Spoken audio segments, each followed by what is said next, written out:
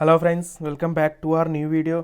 और आज के इस वीडियो में हम पढ़ेंगे रिट्स के बारे में, यानी कि अपना लास्ट आर्टिकल या लास्ट फंडामेंटल राइट है आर्टिकल 32।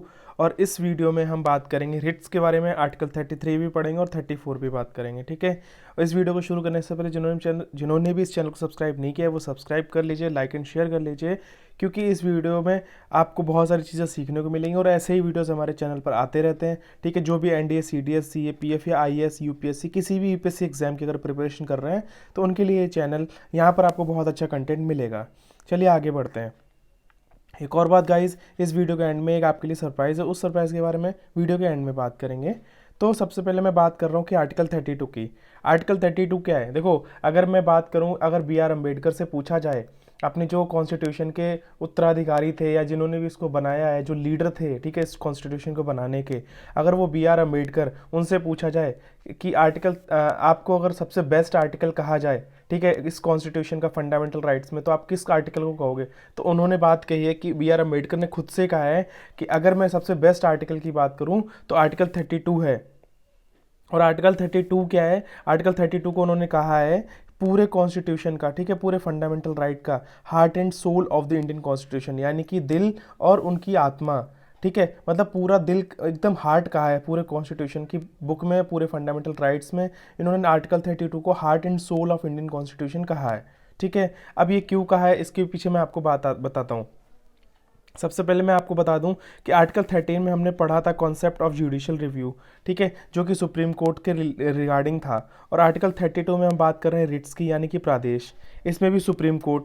ठीक है। जुडिशियल रिव्यू क्या होता है? जुडिशियल रिव्यू ये होता है कि कोई भी फंडामेंटल राइट अगर कोई भी गवर्नमेंट छीनती है या कोई ऐसा लॉ लेकर आती है, ठीक है, उस पर सुप्रीम कोर्ट जुडिशियल रिव्यू देता है। ठीक है। उस फंडामेंटल राइट को या उस लॉ को जुडिशियल रिव्यू देता है। अगर वो कम्युनिटी के लिए, अगर हमारे देश के लिए अच्छा है तो वो उसको अप्लाई कर देते हैं, अगर वो नहीं अच्छा है तो उसको रिजेक्ट कर देते हैं। लेकिन सेम आर्टिकल 32 में भी बताया गया कि सुप्रीम कोर्ट रिट्स, यानी प्रादेश इसको हिंदी में कहा जाता है। देखो, रिट्स क्या है? रिट्स यहाँ पर बताया कि it is a type of order, यानी कि एक तरह का ये ऑर्डर है जो कि दिया जाता है कोर्ट के द्वारा। आप समझना, रिट्स क्या है? आपसे अगर कोई पूछे व्हाट इज रिट्स, तो आप बताओगे कि एक तरह के ऑर्डर होते हैं, ठीक है, जो कि कोर्ट के द्वारा दिया जाता है, एक तरह का order. It is a type of order given by court. ठीक है। और ये ऑर्डर क्या करता है? ये जो कोर्ट जब कोई ऑर्डर देती है तो वो ऑर्डर कब देती है? क्योंकि जब हमारे फंडामेंटल राइट्स के रिगार्डिंग कोई भी प्रॉब्लम क्रिएट होती है, कोई इशू होता है, चाहे वो गवर्नमेंट छीने या कोई इंडिविजुअल कोई ऐसा काम करे, ठीक है, अगर हमारे फंडामेंटल राइट्स के ऊपर, यानी कि जो अभी तक हमने 14 से लेके 29 तक, 30 तक हमने फंडामेंटल राइट्स पढ़े हैं, इनके बीच में अगर कोई भी अफेक्ट हमारे फंडामेंटल राइट्स पर पड़ता है तो ये उनको बचाने का काम करता है। रिट्स क्या करता है? रिट्स एक तरह का ऑर्डर है जो कि दिया जाता है कोर्ट के द्वारा, और ये क्या काम करता है? ये सेव करता है हमारे फंडामेंटल राइट्स को। ठीक है, समझना आप। और ये जो कॉन्सेप्ट है, ये कॉन्सेप्ट हमने कहाँ से लिया है? ये कॉन्सेप्ट हमने लिया है ब्रिटेन से। ठीक है। और ये जो रिट इशू करने की पावर है ना, देखो, बेसिकली कोर्ट को पावर कौन देता है? देखो, रिट्स मैं आपको बताता हूँ कि सबसे ज़्यादा पावरफुल कौन होता है अपने कॉन्स्टिट्यूशन में? सबसे ज़्यादा पावरफुल होती है पार्लियामेंट। पार्लियामेंट क्या होता है? लोकसभा, राज्यसभा और प्रेसिडेंट। ठीक है। वो तीनों मिलके पहले बिल पास होता है लोकसभा में, फिर राज्यसभा में, और फिर साइन कर देते हैं प्रेसिडेंट और एक लॉ बन जाता है। ठीक है। और वो पार्लियामेंट कोई भी लॉ पास कर सकती है। सबसे ज़्यादा पावर होती है पार्लियामेंट के पास। ठीक है। लेकिन वो पार्लियामेंट सुप्रीम कोर्ट और हाई कोर्ट, इन दो कोर्ट्स को पावर देती है। ठीक है। पावर देती है क्या? एक रिट इशू करने की। ठीक है। तो सब रिट इशू करने की पावर सिर्फ कौन सी कोर्ट्स के पास है? वो है सुप्रीम कोर्ट और हाई कोर्ट के पास। ठीक है, ध्यान रखना। और ये कौन से आर्टिकल में आती है? सुप्रीम कोर्ट को जो रिट इशू करने की पावर मिलती है वो आती है आर्टिकल 32 के अंडर, और हाई कोर्ट को जो रिट इशू करने की जो पावर मिलती है वो आर्टिकल 226 के अंडर में आती है। तो मैंने आपको क्या समझाया? मैंने आपको अभी तक बताया है कि रिट क्या है? रिट एक तरह का ऑर्डर है जो कि कोर्ट के द्वारा दिया जाता है, और वो कोर्ट जैसे कि सुप्रीम कोर्ट हो सकती है और हाई कोर्ट हो सकती है। ठीक है। और उन कोर्ट्स को पावर कौन देता है? वो देती है हमारी पार्लियामेंट। पार्लियामेंट कोर्ट्स को पावर देती है रिट इशू करने की। ठीक है। ये जो रिट इशू करने का जो कॉन्सेप्ट है, रिट्स का जो कॉन्सेप्ट है, वो हमने लिया है ब्रिटेन से, समझ के। और रिट है क्या? रिट एक तरह का ऑर्डर है जो कि दिया जाता है कोर्ट के द्वारा। और ये ऑर्डर क्या काम करता है, ये ऑर्डर करता है, ये जो ऑर्डर का जो रोल है, जो वो हमारे क्या काम करता है, वो हमारे फंडामेंटल राइट्स को सेव करता है, बचाता है। ठीक है। और if parliament want to give a power to issue a writ to any other court, अब यहाँ पर बताया गया कि जैसे कि सुप्रीम कोर्ट और हाई कोर्ट को तो पार्लियामेंट ने पावर दे रखी है रिट इशू करने की, लेकिन अगर पार्लियामेंट चाहे किसी और कोर्ट को भी रिट इशू करने की पावर देना चाहता है तो पार्लियामेंट दे सकती है। ठीक है। और ये एक relative and positive fundamental right है। आर्टिकल 32 जो राइट है वो relative and positive fundamental right है। और रिट का जो निकनेम है ना वो फाउंटेन ऑफ जस्टिस है। अभी फाउंटेन ऑफ जस्टिस क्या है वो मैं आपको बताता हूँ। देखो बेसिकली क्या होता है, एक फाउंटेन का मतलब क्या होता है, फाउंटेन एक ऐसा फव्वारा होता है पानी का जिसका जो कि फव्वारा चारों तरफ गिरता है पानी का। ठीक है। हर एंगल में उस पानी की बौछार जाती है बिल्कुल जाती है। तो यहाँ पर बस इसका रिप्रेजेंटेशन इस तरह से दिया गया है कि अगर किसी को भी हमारे भारत देश में प्रॉब्लम होती है तो ये जो रिट का रोल है ना वो चारों दिशाओं में है। मतलब ऐसा नहीं किसी एक हिस्से में रिट अपना रोल प्ले कर रहा है बट एक हिस्से में अपने रिट कोई भी रोल प्ले नहीं कर रहा है, या लोगों को परेशानी हो रही है वो उसका बेनिफिट नहीं ले पा रहे हैं। तो रिट इशू करने की जो पावर है या रिट की जो पावर है वो हर इंसान को मिल सके हमारे देश में, तो चारों तरफ यानी कि अपना भारत देश है उसमें ऑल ओवर पूरी टेरिटरी जो अपनी इंडिया की टेरिटरी है हर तरफ इस चीज़ का हक, इस चीज़ को यूज़ करने का राइट हर पर्सन को, हर सिटीज़न को मिलना चाहिए। आप समझ गए, मैंने आपको बस समझाया रिट क्या होता है। मैं एक बार वापस से रिपीट करता हूँ। रिट होती है एक तरह का ऑर्डर, ठीक है, जो कि दिया जाता है कोर्ट के द्वारा। और ये क्या काम करता है, ये सेव करता है हमारे फंडामेंटल राइट्स। और ये रिट का जो कंसेप्ट है वो हमने लिया है ब्रिटेन से। और ये रिट कौन इशू करता है, ये इशू करते हैं सुप्रीम कोर्ट और हाई कोर्ट। और सुप्रीम कोर्ट और हाई कोर्ट को पावर किसने दी है रिट इशू करने की, वो दी है पार्लियामेंट ने। और सुप्रीम कोर्ट को जो पावर मिलती है वो आर्टिकल 32 के अंडर में मिलती है। और हाई कोर्ट को जो पावर मिली है रिट इशू करने की वो आर्टिकल 226 यानी 226 के अंडर में मिली है। और अगर पार्लियामेंट किसी और कोर्ट को भी रिट इशू करने की पावर देना चाहता है तो वो दे सकता है। और ये आर्टिकल जो आर्टिकल 32 वो एक relative and positive fundamental right है। और रिट का जो निकनेम है वो निकनेम है फाउंटेन ऑफ जस्टिस। तो मैंने बहुत सारी चीज़ें आपको बताई रिट के बारे में। और बी आर अम्बेडकर ने खुद कहा है कि रिट जो है या फिर जो आर्टिकल 32 है वो heart and soul of Indian constitution है, ये हमारे फंडामेंटल राइट्स को बचाता है। ठीक है, अब आगे चलते हैं। अब रिट्स कितने तरह की होती हैं? रिट्स होती हैं 5 तरह की, habeas corpus, mandamus, prohibition, certiorari, quo warranto. ठीक है, ये 5 तरह के होते हैं। अब अगर जैसे ये तो अभी तक तो जो अपने पास रिट्स हैं वो सिर्फ 5 तरह की हैं। और अगर पार्लियामेंट रिट्स को इंक्रीज़ करना चाहता है यानी कि 6वीं कोई लाना चाहता है, 7th लाना चाहता है तो वो ला सकता है, उसके पास पावर है। अब हम पहली रिट पढ़ रहे हैं जा रहे हैं। ठीक है, पहली रिट क्या है हमारी, हैबियस कॉर्पस। यहाँ पर मतलब to have a body. To have a body का मतलब यहाँ पर ये आता है कि सपोज मैं आपको एग्जांपल देता हूँ। एग्जांपल ये कि अगर पुलिस जो है या गवर्नमेंट बॉडी है, गवर्नमेंट बॉडी कोई भी ऐसी हो सकती है, पुलिस, सीबीआई, क्राइम ब्रांच, ठीक है, या फिर ऐसी कोई भी गवर्नमेंट बॉडी अगर आपको अरेस्ट करती है बिना किसी रीज़न के, ठीक है, बिना किसी रीज़न बताए आपको अरेस्ट करके ले जाती है, ठीक है, या आपकी मदर है, आपके भाई हैं, आपके पापा, आपकी मम्मी जाती हैं कहाँ, सुप्रीम कोर्ट और हाई कोर्ट, और जाकर वहाँ शिकायत करती हैं कि पुलिस ने हमारे बच्चे को या हमारे भाई को, हमारे बेटे को बिना किसी रीज़न के अरेस्ट कर लिया है। तो वहाँ पर सुप्रीम कोर्ट और हाई कोर्ट क्या करेगी, सुप्रीम कोर्ट और हाई कोर्ट एक नोटिस इशू करेगी। इशू का मतलब होता है जारी करना, जारी मतलब एक कुछ भी नोटिस देना, इशू मतलब निकालना। ठीक है, तो एक नोटिस, एक रिट इशू करेगी किसके रिगार्डिंग, एक पुलिस को देगी, मतलब वो रिट इशू करके पुलिस तक भेजेगी और कहेगी, एंड विच कोर्ट सेड कहेगी टू हैव अ बॉडी, मतलब कोर्ट कह रही है कि एक कोर्ट एक रिट इशू करेगी और पुलिस तक भेजेगी और कहेगी कि मुझे जिसको भी आपने अरेस्ट किया है आप उसकी बॉडी लेकर आओ कोर्ट में, मैं उसको देखना चाहता हूँ, या ठीक है मैं चाहती हूँ कि वो बॉडी, उस बॉडी को देखना चाहते हैं। मतलब यहाँ पर सिंपल सी बात इतनी सी कही गई है, टू हैव अ बॉडी, कि अगर आपने जो इस नाम के बंदे को अरेस्ट किया है तो आप उस बंदे को कोर्ट में रिप्रेजेंट करो, मैं उसको देखना चाहता हूँ या चाहती हूँ। ठीक है, ये हो गया हैबियस कॉर्पस में टू हैव अ बॉडी। यानी कि क्या बताया गया है कि अगर पुलिस है या कोई ऐसी गवर्नमेंट बॉडी है जो आपको अरेस्ट करती है किसी भी क्राइम को लेके जो कि आपने नहीं किया, या आपको विदाउट एनी रीज़न आपको अरेस्ट किया, ठीक है, और आपको जेल में ले गई, तो आपके पेरेंट्स जाएंगे सुप्रीम कोर्ट या हाई कोर्ट और वहाँ जाके अपील करेंगे और उसी ड्यूरेशन में जो कोर्ट है वो रिट इशू करेगी, हाई कोर्ट या सुप्रीम कोर्ट, कि टू हैव अ बॉडी वो पुलिस तक भेजेगी और कहेगी मुझे वो बॉडी रिप्रेजेंट करो कोर्ट में, मुझे उसको देखना है। और अगर पुलिस, जो कोर्ट ने लेटर भेजा, नोटिस भेजा, जो रिट भेजी है, और उसको मतलब तोड़ मरोड़ के फेंक देता है, इग्नोर कर देता है, कोर्ट की बात नहीं मानता है, जैसे होते हैं ना कई ऐसे पुलिस वाले मूवीज़ में आपने देखे होंगे जो पैसे खा के छोटे छोटे बच्चों को परेशान करते हैं, अरेस्ट करते हैं, उनको पीटते हैं, ठीक है, जो बड़ी बड़ी अथॉरिटीज़ की नहीं सुनते हैं। सेम उसी तरह से अगर पुलिस वगैरह इस चीज़, अगर हाई कोर्ट के जो ऑर्डर है, जो ऑर्डर आया है, जो रिट आई है, उसको इग्नोर करते हैं, अवॉइड करते हैं, ठीक है, तो इसका मतलब क्या हुआ? अगर पुलिस ने कोर्ट के ऑर्डर को अवॉइड किया, डिनाई किया, तो इसका मतलब क्या हुआ? कंटेम्प्ट ऑफ कोर्ट, यानी कि उन्होंने कोर्ट का अपमान किया, ठीक है, कोर्ट का अपमान किया, कोर्ट की बात का उल्लंघन किया, उसकी बात नहीं मानी। तो यहाँ पर उसको हम कहते हैं, अगर कोई भी बंदा या कोई भी ऐसा सिटीज़न, चाहे कोई पुलिस, चाहे कोई गवर्नमेंट बॉडी, अगर कोर्ट की बात नहीं मानती है, कोर्ट के दिए हुए ऑर्डर को फॉलो नहीं करती है, उसको कहते हैं contempt of court. Contempt of court यानी कि कोर्ट का अपमान, कोर्ट का आपने बात नहीं मानी, कोर्ट की बातों का उल्लंघन किया, कोर्ट की चीज़ों को फॉलो नहीं किया, उसको कहते हैं कंटेम्प्ट ऑफ कोर्ट, ठीक है। तो जब अगर कोई भी कोर्ट की बात को नहीं मानेगा, सुप्रीम कोर्ट या हाई कोर्ट की बात को नहीं मानेगा, तो कोर्ट क्या करेगी? उसको सजा देगी। तो सुप्रीम कोर्ट या हाई कोर्ट कोई भी हो, वो उस पुलिस को, उस गवर्नमेंट बॉडी को सजा देगी, ठीक है।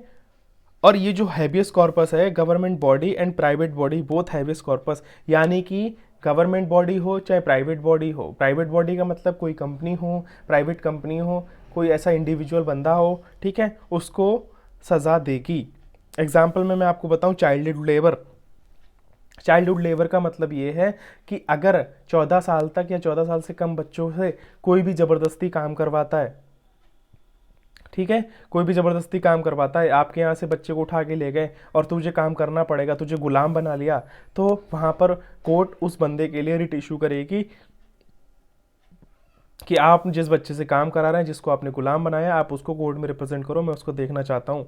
तो हैबियस कॉर्पस का सिर्फ यहाँ पर इतना रोल है, टू हैव अ बॉडी, यानी कि अगर कोई भी इंडिविजुअल पर्सन, चाहे वो प्राइवेट कंपनी हो, इंडिविजुअल पर्सन हो या फिर गवर्नमेंट बॉडी हो, आपको गुलाम बनाती है, आपको अरेस्ट करती है, ठीक है, आपके साथ कोई दुर्व्यवहार करती है ज़बरदस्ती, बिना किसी रीज़न के, फोर्सफुली, और आपकी family supreme Court, High court जाके अपील करती है, अपनी सिचुएशन रखती है, तो कोर्ट, सुप्रीम कोर्ट हो चाहे हाई कोर्ट, वो एक रेट इशू करेगी उस प्राइवेट कंपनी के लिए या फिर किसी इंडिविजुअल के लिए, गवर्नमेंट बॉडी के लिए, और कहेगी टू हैव अ बॉडी, मुझे उसकी बॉडी रिप्रेजेंट करो, कोर्ट में देखनी है।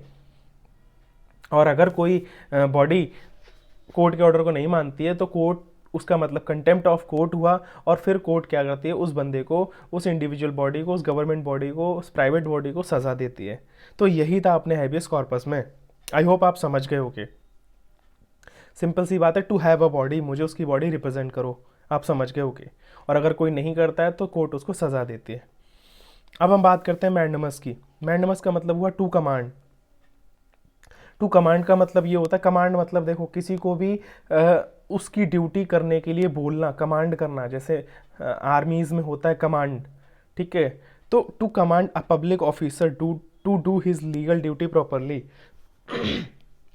मतलब किसी भी गवर्नमेंट ऑफिसर हो, ठीक है, कोई भी गवर्नमेंट ऑफिसर हो, चाहे वो फिर गली में जो हमारे सफाई वाले आते हैं, जो कूड़ा करकट ले जाते हैं, ठीक है, या फिर जो पुलिस अथॉरिटी हो जाती है, या CBI CID, कोई भी ऐसी पब्लिक गवर्नमेंट, जो गवर्नमेंट यानी कि जो पब्लिक सर्वेंट होते हैं, जो गवर्नमेंट के आदमी होते हैं, जो गवर्नमेंट के एम्प्लॉय होते हैं, वो काम नहीं कर रहे हैं अपना अच्छे से, ठीक है, तो उनको हेड, उनको कमांड करेगा कि आप अपनी ड्यूटी लीगली प्रॉपरली करो, ठीक है। एग्जाम्पल में, ट्रीट एवरीवन प्रॉपरली। एग्जाम्पल मैं आपको देता हूँ, सपोज आप कहीं गए, आप अपना पासपोर्ट बनवाने गए गवर्नमेंट ऑफिस, ठीक है, वहाँ पर आप काले हो, ठीक है, या आप छोटे हो हाइट में, या आपके अंदर कोई भी ऐसी प्रॉब्लम है, आप किसी लोअर कास्ट के हो, ठीक है, आप अपना पासपोर्ट बनवाने गए, तो वहाँ पर जो ऑफिसर हैं, जो पासपोर्ट के लिए वेरीफाई करते हैं, जो बनाते हैं, जो आगे चीज़ें प्रोसीड करते हैं, उन्होंने अगर आपको काला देख के, या आपकी कास्ट देख के अगर आपको डिस्क्रिमिनेट किया,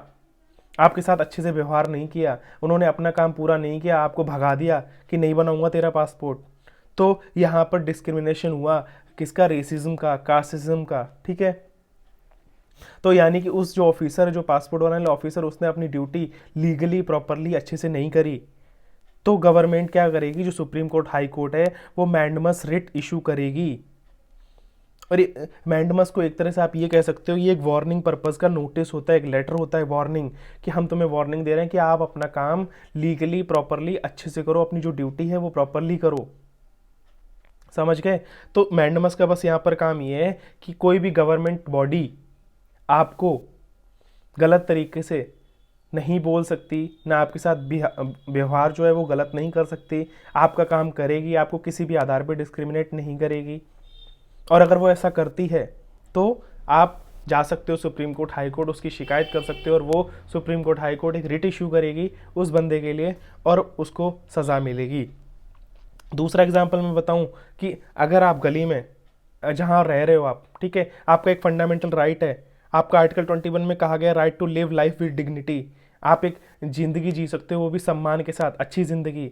और अगर आपके यहाँ कूड़ा करकट, आपके यहाँ बहुत गंदगी और आपके यहाँ सफाई करने वाला नहीं आ रहा है, वो अपना काम कहीं ना कहीं नहीं कर रहा है सही से, तो आप जा सकते हो, उसकी शिकायत लगा सकते हो वहाँ हेड से, या कोर्ट जा सकते हो। कोर्ट क्या करेगी, उस बंदे के हेड को लेटर भेजेगी कि आपका ये गवर्नमेंट बॉडी में ये एम्प्लॉय अच्छे से काम नहीं कर रहा है, तो वो जाके फिर से शिकायत लगाए, वो कमांड करेगा उसके लीडर उस अपने एम्प्लॉय को कि आप काम सही से नहीं कर रहे हो, आप वहाँ सफाई नहीं कर रहे हो, तो उसको सज़ा मिलेगी।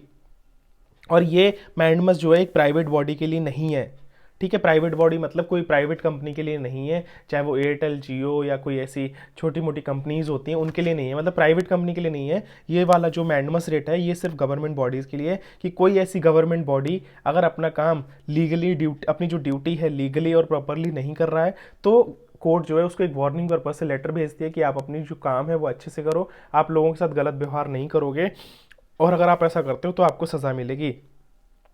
और जो आर्टिकल 361 है कहता है mandamus not use against president, और जो मैंडमस वर्ड है ना वो सिर्फ और सिर्फ सारी गवर्नमेंट बॉडीज़ के लिए यूज़ किया जा सकता है, लेकिन सिर्फ एक्सेप्शन यहाँ पर आ जाता है, प्रेसिडेंट और गवर्नर के लिए यूज़ नहीं होगा।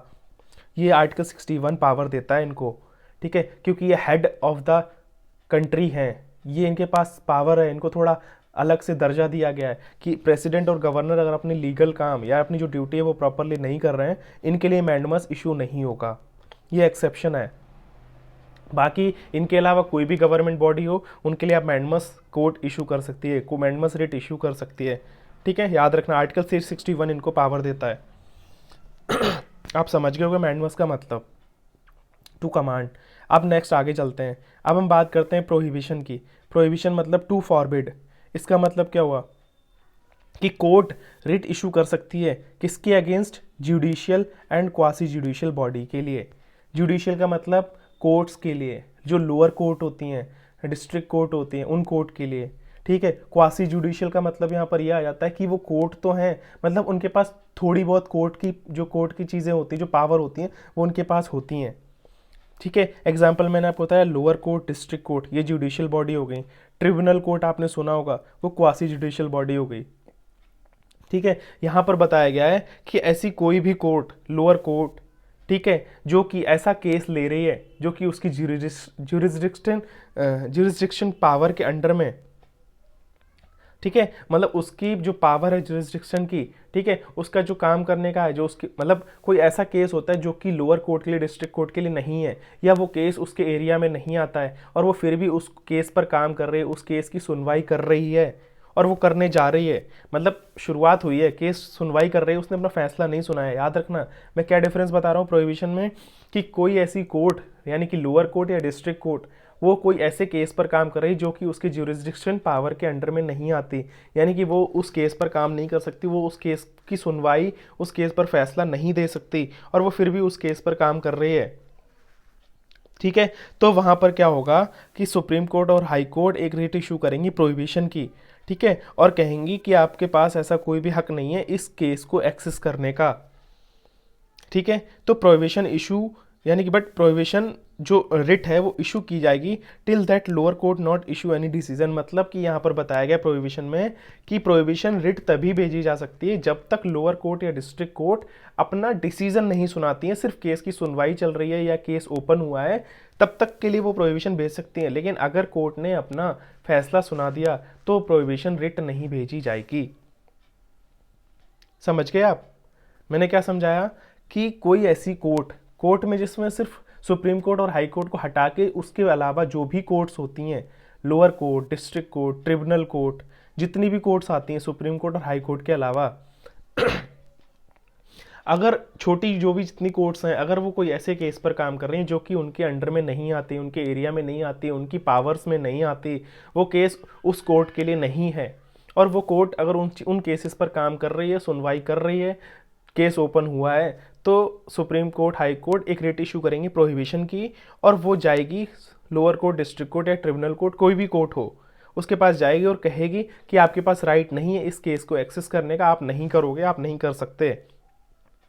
लेकिन ये प्रोहिबिशन रिट तभी तक भेजी जा सकती है जब तक उस केस पर कोर्ट कोई भी फैसला नहीं सुनाती, उससे पहले भेजी जा सकती है। ठीक है, तो आप समझ गए हो कि प्रोहिबिशन में क्या है। यही है कि वो भेजी जा सकती है, केस सुनवाई चल रही है, केस ओपन हुआ है, डिसीजन नहीं सुनाया है, तब तक सुप्रीम कोर्ट और हाई कोर्ट प्रोहिबिशन रिट भेज सकती है। अब आगे चलते हैं। सर्टियोरी, ठीक है, इसका मतलब है टू बी सर्टिफाइड और टू बी इन्फॉर्म्ड। इसमें बात करी गई है, ये भी judicial and quasi judicial bodies के लिए।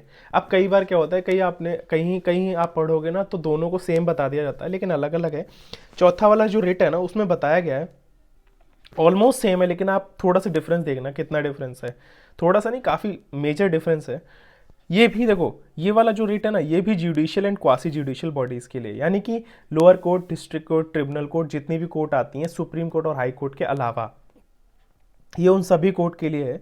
और इसमें क्या होता है कि lower court work on that, अगर कोई ऐसी कोर्ट जो कि ऐसे केस पर काम कर रही है जो कि उनकी जुरिस्डिक्शन पावर के अंडर में नहीं आती, और उन्होंने उस कोर्ट ने उस केस को लिया और एक्सेस भी किया, सुनवाई करी, सारी चीज़ें करी और अपना डिसीजन भी दे दिया। यानी कि कोई ऐसा केस गया, मान लो कोई मर्डर का या कोई ऐसा केस गया, और लोअर कोर्ट या डिस्ट्रिक्ट कोर्ट ने एक्सेस किया, और जो कि उनके अंडर में नहीं था, उनके लिए वो, उस कोर्ट के लिए वो केस नहीं था। मान लो कोई ऐसा केस जो कि सुप्रीम कोर्ट, हाई कोर्ट में चलना चाहिए, और वो उन्होंने लोअर कोर्ट में गया और उन्होंने वहाँ पर एक्सेस भी किया, और लोअर कोर्ट ने अपना फैसला भी सुना दिया कि किसी को फांसी देनी है या किसी को सज़ा देनी है, लेकिन वो उनकी पावर में नहीं था, वो उनको हक, फैसला देने का हक नहीं था, और उन्होंने हक दे दिया, यानी उन्होंने अपना फैसला सुना दिया कि इसको फांसी दे दो, इसको सज़ा दे दो, इसको ये कर दो, वो कर दो, जो कि उनकी पावर में नहीं था। यानी कि वो पावर लोअर कोर्ट के अंडर में नहीं थी वो चीज़ सज़ा वगैरह देना। पहले तो उनको यही हक नहीं था कि वो उस केस को एक्सेस करें, और अगर उन्होंने उस केस को एक्सेस कर लिया, सुनवाई कर ली, सारी चीज़ें कर ली, और उन्होंने अपना डिसीजन भी सुना दिया, तो सुप्रीम कोर्ट, हाई कोर्ट बैठी है, वो बोलेगी बेटा इधर भेजो, ये तुम्हारे हक में नहीं है, तुमने इस केस को सुनना ही नहीं था, एक्सेस नहीं करना था, तुमने फैसला सुना दिया, तो आपके इस फैसले को, आपकी इस सुनवाई को, इन सब चीज़ों को मैं ख़त्म करता हूँ। ठीक है, आप इस केस को इधर भेज दो, आपका पापा जी बैठे हैं। ठीक है, तो सुप्रीम कोर्ट, हाई कोर्ट के लिए वो केस है, आपने इस केस पर फैसला कैसे सुना दिया, मैं आपके जो फैसले को क्वैश करता हूँ, एबॉलिश करता हूँ आपके डिसीजन को।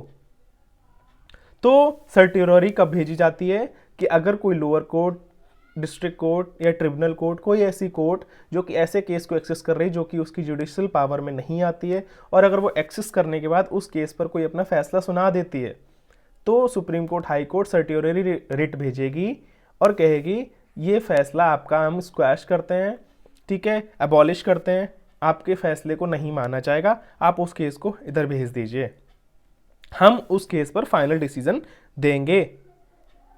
समझ के डिफरेंस देख रहे हो? वहां पर जो लास्ट प्रोहिबिशन केस में मैंने आपको बताया, वहां पर रिट तब भेजी जाती है कि जब केस चल रहा है, सुनवाई हो रही है, लेकिन लोअर कोर्ट ने अपना फैसला नहीं सुनाया, तब तक भेज सकते हैं। लेकिन सर्टियोरी में मतलब कि अगर कोर्ट ने अपना केस का फैसला सुना दिया, उसके बाद भेज सकते हैं, उसके डिसीजन को खारिज कर सकते हैं, एबॉलिश कर सकते हैं, स्क्वैश कर सकते हैं। ठीक है, और lower case issue a decision for case and there is a lot of, और तब भी भेज सकते हैं कि अगर कोई लोअर कोर्ट ने अपना केस सुना दिया और उसमें बहुत सारी एरर्स हुई, बहुत सारी मिस्टेक्स हुई, बहुत सारे आर्टिकल्स गलत यूज़ कर दिए, ठीक है, मतलब कुछ भी गलत शलत करके, एरर करके ना सज़ा वगैरह सुना दिया, अपना डिसीजन सुना दिया, तो भी सुप्रीम कोर्ट और हाई कोर्ट उसके डिसीजन को क्वैश कर देगी। एक तो आपको लेना नहीं चाहिए था वो केस, और आपने चलो ले भी लिया, आपने अपना डिसीजन भी सुना दिया, और डिसीजन भी सुना दिया, उसके बाद एरर्स भी हैं आपके डिसीजन में, तो आप क्यों इतना सारा कुछ कर रहे हो? आपके हम सारे डिसीजन, सारी सुनवाई, सारी चीज़ों को ख़त्म करते हैं, आपके डिसीजन को ख़त्म करते हैं, और आप उस केस को इधर भेज दीजिए सर्टियोररी रिट तब भेजी जाती है।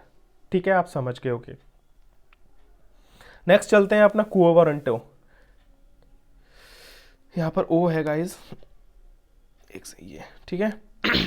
ये इसका क्या रोल है, ये यूज की जाती है किसके लिए, पब्लिक ऑफिसेस के लिए। पब्लिक ऑफिसेस यानी कि बाय व्हाट अथॉरिटी और वारंट, मतलब यूज अगेंस्ट कॉन्स्टिट्यूशनल ऑफिसेस और ऑफिस मेड थ्रू लॉ। ठीक है, यहां पर सारी हायर बॉडीज जो भी होती हैं कॉन्स्टिट्यूशन में, फिर वो चाहे प्रेसिडेंट हो, स्पीकर ऑफ लोकसभा हो, गवर्नर हो, सीएम हो, कोई भी हो, कोई भी हो, गवर्नमेंट बॉडी में कोई भी हो, समझ रहे हो, पब्लिक ऑफिस में यानी कि सरकारी काम में कोई भी इंसान हो, चाहे वो prime minister, president, governor, speaker of Lok Sabha, chief minister, कोई भी हो, समझ रहे हो। जब मैंने यहाँ बात कर दी ना प्रेसिडेंट भी हो सकता है, तो फिर नीचे वाले जो लोग हैं उनकी तो बात ही खत्म हो गई। यानी कि कोई भी गवर्नमेंट बॉडी का बंदा हो, और अगर उस बंदे ने अपनी जो नौकरी है, अपनी जो पोस्ट है, अपनी जो चेयर है, जो कुर्सी है, उसको हासिल किया है किसी गलत कार्य करके, अपने फेक डॉक्यूमेंट्स यूज़ करके, कोई सेटिंग करके, जैसे कि आप स्कूल कॉलेजेस एडमिशन नहीं ले लेते हैं फेक डिग्री बनवा के, या कई ऐसे होते हैं जो गवर्नमेंट जॉब करते हैं फेक मार्कशीट्स बनवा लेते हैं, तो सेम उसी तरह से ऐसी कोई भी गवर्नमेंट बॉडी जो कि फेक डॉक्यूमेंट्स यूज़ करती है, फेक गलत तरीके से सेटिंग करके, कुछ गलत काम करके वो अपनी उस पोस्ट को अचीव करता है। Where any government servant get his job through fake document और एनीथिंग एल्स, यानी कि कोई फेक डॉक्यूमेंट से अगर वो उस जॉब को पाता है और गवर्नमेंट उसको वेरीफाई करती है, तो सुप्रीम कोर्ट, हाई कोर्ट और इशू कर देते हैं रिट। वो कौन सी होती है, क्यू वारंटो, और उस डिपार्टमेंट में उस पब्लिक सर्वेंट को भेजती है और कहती है कि आ जाओ बेटा, आप मुझे अपने डॉक्यूमेंट्स दिखाओ आके, हम वेरीफाई करेंगे कि आप इस पोस्ट पर कैसे बैठे हो। उससे पूछा जाएगा आपको इस चेयर पर बैठने का हक किसने दिया, आप अपनी हर एक चीज़ को वेरीफाई कराओ। मतलब कि सिंपल सी बात है, आप एक ऑफिस में काम कर रहे हो और कोई ऐसा बंदा है जो कि काम कुछ कर भी नहीं पा रहा है और वो बैठा है हेड पोस्ट पर, तो ऑब्वियसली नीचे जो एम्प्लॉयज़ हैं उसको लगेगा यार इसको किसने बना दिया ये लीडर। तो आप जाके कहीं ना कहीं सुप्रीम कोर्ट, हाई कोर्ट शिकायत करोगे ना कि इसको कैसे लीडर बना दिया। अगर प्रेसिडेंट भी, प्राइम मिनिस्टर भी गलत तरीके से पैसे दे के, लोगों को खरीद के, फेक डॉक्यूमेंट्स के साथ अगर वो जाके बैठ जाते हैं, कहाँ वो बैठ जाते हैं, अपनी पोस्ट पर जाके, गवर्नमेंट की जो जॉब है उसको अचीव करते हैं गलत तरीके से, और किसी ने अगर उनकी शिकायत कर दी तो पहले कोर्ट वेरीफाई, देखो एक्चुअली ऐसा नहीं है कि आप उठ के जाओ, आप सुप्रीम कोर्ट, हाई कोर्ट और आप जाके प्रेसिडेंट की शिकायत कर दो कि हाँ ये गलत तरीके से बैठा है, ऐसा नहीं है। लेकिन अगर कोई भी गवर्नमेंट बॉडी गलत तरीके से कोई सेटिंग करके, कोई फेक डॉक्यूमेंट्स यूज़ करके अगर उस जॉब को, उस पोस्ट को हासिल करता है जो कि उस पोस्ट के लायक नहीं है, तो गवर्नमेंट पहले वेरीफाई करती है कि हाँ ये चीज़ सही है या नहीं है, तब जाके सुप्रीम कोर्ट और हाई कोर्ट जो है वो एक रेट इशू करती है उस ऑफिशियल बॉडी के लिए और कहती है आ जाओ बेटा, आप मुझे बताओ कि इस चेयर पर बैठने का आपको हक किसने दिया, आप आ जाओ, अपने डॉक्यूमेंट्स वेरीफाई कराओ, अपनी नॉलेज वेरीफाई कराओ, हम सब वेरीफाई करेंगे, तब जाके डिसीजन लेंगे। तो क्यू वारंटो हर किसी के लिए अलाउड होता है, लेकिन ये सिर्फ और सिर्फ गवर्नमेंट बॉडी के लिए होता है, प्राइवेट के लिए नहीं होता। समझ गए आप क्या डिफरेंस है। अब नेक्स्ट आता है अपना फंडामेंटल राइट्स, यहाँ पर डन हो जाते हैं, done done done. I hope fundamental rights की जर्नी काफ़ी बड़ी रही है, हमने आप एक एक आर्टिकल को बहुत डिटेल में पढ़ा है, तो ये फंडामेंटल राइट्स अपने डन होते हैं। अब कुछ आगे रह गई चीज़ें वो पढ़ लेते हैं। जैसे कि आर्टिकल 33 की बात करी गई है, armed forces and fundamental rights. Arm forces and fundamental rights, article 33 में यहाँ पर ये बताया गया कि article 33 empowers the parliament to restrict or abrogate the fundamental rights of the members of armed forces, army, navy, air force, paramilitary forces, CISF, CRPF, police force, Delhi police, Uttarakhand police, UP police, intelligence agency, CBI, narcotics, raw and other forces. यहाँ पर मैं बताऊँ, simple सी बात ये कही गई है कि जो पार्लियामेंट है वो आर्म्ड फोर्सेस में जो भी लोग हैं उनके फंडामेंटल राइट्स छीन सकती है, ख़त्म कर सकती है, रेस्ट्रिक्ट कर सकती है। और वो क्यों कर सकती है, क्योंकि मैं आपको एग्जांपल देता हूँ। सपोज़ कोई आर्मी वाला बंदा छुट्टी पे आया अपने, या कोई आर्मी से छुट्टी पे आया, उसको छुट्टी मिली है 3 महीने की, और वो छुट्टी लेकर बैठा हुआ 1 साल से घर पे, तो ऐसा तो नहीं चलेगा ना। क्योंकि अगर मान लो फिर वो अगर उसको बोला गया आपकी छुट्टी खत्म हो गई, आप ड्यूटी पर जाओ, और वो जाके सुप्रीम कोर्ट में कहेगा ये जो पार्लियामेंट, ये लोग जो हैं आर्मी वाले मेरे फंडामेंटल राइट छीन रहे हैं, राइट टू मतलब मुझे आज़ादी से घूमने की राइट्स नहीं दे रहे हैं, हमारे राइट्स छीन रहे हैं, तो ऐसा नहीं चलेगा। ठीक है, पार्लियामेंट छीन सकते हैं, क्योंकि अगर हर एक पर्सन को, हर एक आर्मी फोर्स के बंदे को, हर आर्म फोर्सेस के बंदे को अगर उसको ऐसे उसकी आज़ादी, उसके राइट्स मिल जाएंगे, तो वो घर पे पड़ा रहेगा, 1-1 साल की छुट्टी सबको मिल जाएगी। तो ऐसा नहीं चलता। इसलिए सिर्फ आर्म फोर्सेस में जो लोग होते हैं उनके फंडामेंटल राइट्स छीने जा सकते हैं कि आपकी छुट्टी खत्म हो गई, आप अपना जाइए, अपनी ड्यूटी करिए जाके, क्योंकि उनको कंट्रोल करना बहुत बड़ी चीज़ होती है, कंट्रोल करके चलाना। ठीक है, कंट्रोल करना पड़ता है। ऐसा नहीं है कि उनके फंडामेंटल राइट्स अगर उन्हें दे दिए जाएं तो वो ड्यूटी पर ही नहीं जाएंगे, काम ही नहीं करेंगे, जॉब नहीं करेंगे, तो हमारा देश कैसे चलेगा। इसलिए पार्लियामेंट उनके जो फंडामेंटल राइट्स हैं उनको रेस्ट्रिक्ट और एब्रोगेट कर सकती है। आर्टिकल 33 में यही बताया गया है। अब आर्टिकल 34 की बात करते हैं, martial law and fundamental rights. यहाँ पर बताया गया article 34 provides for the restrictions on fundamental while martial law is in force in any area within the territory of India. सबसे पहले मैं आपको बता देता हूँ, मार्शल लॉ की जो डेफिनेशन है वो कॉन्स्टिट्यूशन में गिवन नहीं है, सिर्फ यहाँ पर ये वर्ड यूज़ किया गया है, इसकी स्पेसिफिक डेफिनेशन यूज़ नहीं की गई है कॉन्स्टिट्यूशन में। ठीक है, लेकिन इसमें बताया गया है कि मार्शल लॉ यानी कि मिलिट्री फोर्स, आप कह सकते हो मार्शल लॉ, यहाँ पर कह सकते हो मिलिट्री। यहाँ पर बताया गया कि अगर आप कश्मीर में हो, आप कहीं भी किसी इलाके में हो, राजस्थान में हो, आप पंजाब में हो, कहीं पर भी हो, और अगर वहाँ पर आतंकवादी जो टेररिस्ट हैं या कोई ऐसा क्राइम है, बड़ा क्राइम है जो एक नेशनल लेवल पे नेशनल सिक्योरिटी को लेके इशू क्रिएट होता है किसी एरिया में, और पार्लियामेंट एक ऐसा लॉ बना देती है और कह देती है, सपोज राजस्थान की अगर मैं बात करता हूँ, राजस्थान में या जयपुर में टेररिस्ट आकर छुप गए, आकर रह गए और ये खबर हमें मिल गई, तो पार्लियामेंट वहाँ पर मार्शल लॉ अप्लाई कर देगी, वहाँ पर कहेगी कि इस जयपुर में सारी चीज़ें इंडियन आर्मी हैंडल करेगी, वहाँ पर और कोई रोल प्ले नहीं होगा, वहाँ पर आपकी फंडामेंटल राइट्स छीन लिए जाएंगे। मतलब जयपुर इलाके में आपका फंडामेंटल राइट्स छीन लिए जाएंगे और वहाँ पर आर्म्ड फोर्स यानी मार्शल लॉ अप्लाई हो जाएगा, तो वहाँ पर जो भी डिसीजंस होंगे वो इंडियन आर्मी लेगी, इंडियन आर्मी लेगी। ठीक है, तो वहाँ पर आप, ऐसा नहीं है कि आप अगर वहाँ पर मार्शल लॉ लागू है तो आप जाके मार्केट घूम रहे हो, आप सब्जी ले रहे हो, आप चॉकलेट लेने जा रहे हो, आप घूम रहे फिर रहे हो, नहीं, वहाँ पर आर्मी वाले बोलेंगे बेटा अंदर चले जाओ, नहीं तो हम तुम्हें चॉकलेट लिवा देंगे। तो वहाँ पर आप ऐसे नहीं घूम सकते हो, मार्शल लॉ लागू हो जाता है तो इट मीन्स वो इलाका इंडियन आर्मी के अंडर में है, और वो जब तक चीज़ें ठीक नहीं होंगी तब तक आपको घर में रहना पड़ेगा, वहाँ के जो आपके फंडामेंटल राइट्स हैं वो छीन लिए जाते हैं और वहाँ पर मार्शल लॉ लागू हो जाता है। आर्टिकल 34 में इतनी सी बात कही गई है। तो इसी के साथ अपने वीडियो में, इस वीडियो का एंड होता है। और एक और चीज़ रह गई थी, receiving aid out of state का मतलब यहाँ पर मैंने आपको नहीं बताया था, उसका मतलब बस यहाँ पर ये है कि कुछ ऐसे स्कूल एंड कॉलेजेस जहाँ पर मतलब कुछ 50-50% कह सकते हो या 75% 25% कह सकते हो कि गवर्नमेंट पैसा दे देती है स्कूल और कॉलेज बनाने के लिए, कुछ शेयर्स, कुछ पैसा, कुछ अमाउंट, बस इतनी सी बात यहाँ पर बताई गई। जैसे कि आप वनस्थली स्कूल की बात, कॉलेज की बात कर सकते हो, बस इतनी सी बात थी receiving aid out of state में। तो आई होप ये वाला जो मैंने छोड़ा था वो मैंने कवर कर दिया, और अपन ने आर्टिकल 34 तक पढ़ लिया है। आर्टिकल 35 रह गया, वो अपन नेक्स्ट वीडियो में पढ़ लेंगे। अब यहाँ पर मैं बात कर रहा था सरप्राइज़ के बारे में। वो सरप्राइज़ क्या है गाइस, कि इस वीडियो के एंड में ये आप हमारे चैनल को सपोर्ट करिए guys, like and share subscribe करिए, और उसके बदले में हम अपने किसी भी सब्सक्राइबर को एक फास्ट्रैक की रिस्ट वॉच गिफ्ट करेंगे, और इसको मैं यूट्यूब पे आकर करूँगा। 1 जनवरी हमारी लास्ट डेट है, इसमें हमें 1K सब्सक्राइबर पूरे करने हैं। आई होप आप करवा दोगे। ठीक है, ये फास्ट्रैक की रिस्ट वॉच है। इसमें आपको क्या करना है, चैनल सब्सक्राइब करना है, कमेंट करना है, लाइक करना है, और आपको हमारा अगर कंटेंट एंड वीडियो पसंद आ रही हो तो आप डेफिनेटली सब अपने दोस्तों के साथ भी शेयर करिए। मिलते हैं नेक्स्ट वीडियो में। Thank you and have a good day and bye bye, Jai Hind. और गाइज 1K सब्सक्राइबर हमें करने हैं पूरे, हमारे चैनल को सपोर्ट करिएगा। मिलते हैं नेक्स्ट वीडियो में, तब तक के लिए बाय बाय।